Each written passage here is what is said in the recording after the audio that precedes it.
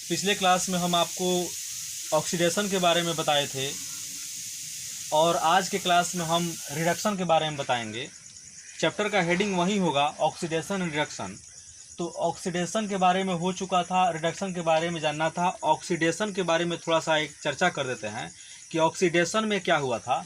एक चीज़ आप लोग देख लीजिए, ऑक्सीजोडेशन था उसमें एक ही चीज़ हुआ था। क्या हुआ था कि इसमें हाइड्रोजन का योग हुआ था, सॉरी ऑक्सीजन का योग हुआ था और हाइड्रोजन का कमी हुआ था, बस।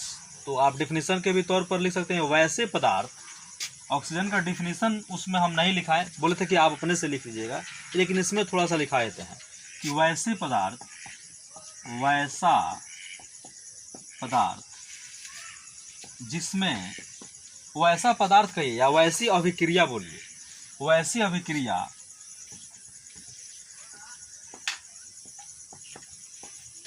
वैसी अभिक्रिया जिसमें ऑक्सीजन, जिसमें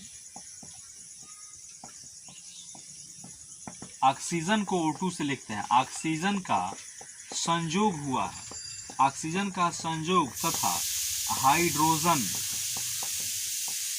हाइड्रोजन जो है, हाइड्रोजन का कमी हो, वह अभिक्रिया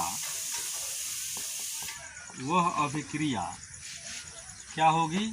उपचयन अभिक्रिया होगी, उपचयन अभिक्रिया होगी।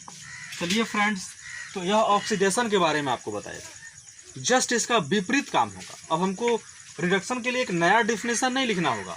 इसमें देखिए, इसमें ऑक्सीजन जो है ना, ऑक्सीजन का संयोग हुआ है, लेकिन जस्ट इसके विपरीत रिडक्शन में ऑक्सीजन का वियोग होगा। और यहाँ देखिए, इसमें जो है हाइड्रोजन का कमी हुआ है, यहाँ हाइड्रोजन की कमी है तो उसमें हाइड्रोजन की वृद्धि होगी।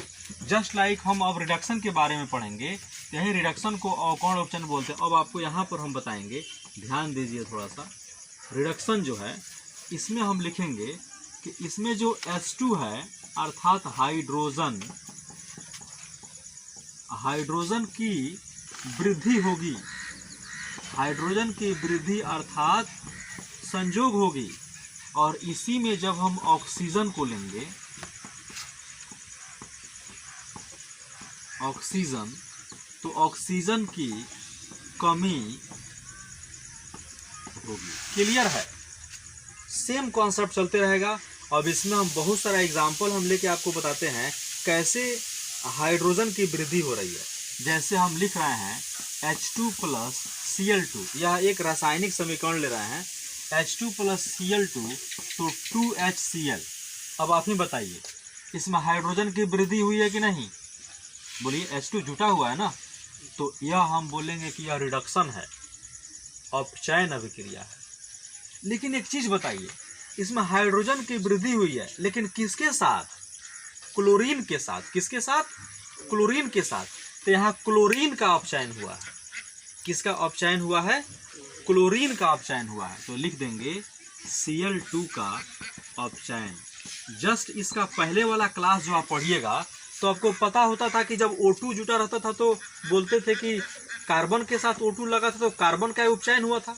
लेकिन यहाँ हाइड्रोजन की जो वृद्धि हुई है वो किसके साथ हुई है? Cl2 के साथ। यहाँ Cl2 का अपचयन हुआ है। और यह अभिक्रिया कौन है? तो रिडक्शन अभिक्रिया है, अवकरण है। इस तरीका से एक और हम एग्जांपल लेते हैं, H2 + I2, H2 + I2 तो 2HI। अब बोलो फ्रेंड्स, यहाँ H2 जुटा हुआ है, यानी कि हाइड्रोजन का संयोग है। किसके साथ है? I के साथ। तो किसका अपचयन हुआ है? I का। तो हम यहाँ पर लिख देंगे I2 का अपचयन हुआ है। अब आपको समझ में आ गया होगा, आपके एग्जाम में एक क्वेश्चन रहता ही है। इसके बाद में हम लोग देखेंगे एक और नेक्स्ट क्वेश्चन, H2 + O2, यहाँ पर लेंगे H2 + O2, H2 + O2 तो H2O। यहाँ भी देखिए, इसको बैलेंस आप लोग कर लीजिएगा, बैलेंस कोई बहुत बड़ी बात नहीं है। बैलेंस हम लोग कर देंगे। जैसे यहाँ भी 2 लगा दीजिए, यहाँ भी 2 लगा दीजिए, अब H 4 गो हो गया, ऑक्सीजन 2 गो हो गया, क्लियर हो गया। बैलेंसिंग का काम हम पिछले वीडियो में करा दिए थे आपको। अब यहाँ देखिए, यहाँ भी हाइड्रोजन का संयोग हुआ है, तो यह तो मालूम हो गया कि ऑलरेडी यह अपचयन अभिक्रिया है। लेकिन किसका अपचयन हुआ है? किसका हुआ है? ऑक्सीजन का। वाह, किसका हुआ है? ऑक्सीजन का अपचयन। अपचयन, क्लियर। इस तरीका से बहुतों सारे क्वेश्चन में पता चल गया कि अपचयन और उपचयन की प्रक्रिया क्या है। देखिए, रिडक्शन जो है उसमें ऑक्सीजन की कमी, ऑक्सीजन की जब कमी देखना है तो यहाँ आप देखिए सेम पीछे वाला प्रोसेस, यहाँ CuO है, तो CuO में ऑक्सीजन यहाँ पर है, लेकिन जस्ट इसके बाद वाला में देखिएगा तो ऑक्सीजन हट गया होगा। देखिए Cu में ऑक्सीजन हट गया है ना, तो ये ऑक्सीजन की कमी हो गया। इसलिए जब ऑक्सीजन की कमी हो गया, किस में हुआ है? CuO में। तो किसका उपचयन हुआ है? तो CuO का अपचयन हुआ है। उपचयन है, अपचयन, तो CuO का अपचयन, क्लियर है। फिर यहाँ देखना है ZnO, यहाँ ऑक्सीजन Zn के साथ है, लेकिन जस्ट बगल में देखिएगा तो Zn अकेले हो गया, अर्थात ऑक्सीजन इसका साथ छोड़ दिया है। इसका मतलब है कि ऑक्सीजन की कमी हो गई है। तो इसमें किसका अपचयन हुआ है? तो ZnO का, ZnO का अपचयन, क्लियर। अब आता है SO2। फिर देखिए O2 S के साथ है, यहाँ S छोड़ दिया है साथ इसका, O2 S का साथ छोड़ दिया है, तो इसीलिए किसका अपचयन हुआ है? SO2 का। फिर इसमें आइए MgO, MgO प्लस C, इसमें ऑक्सीजन Mg के साथ है, जरूर Mg का साथ छोड़ दिया है ऑक्सीजन, यानी किसका उपचयन अपचयन हुआ? MgO का। इस तरीका से दोस्त हम लोग रिडक्शन के बारे में भी पढ़ लिए, कोई प्रॉब्लम नहीं हुआ, शायद आपको समझ में आ गई होगी।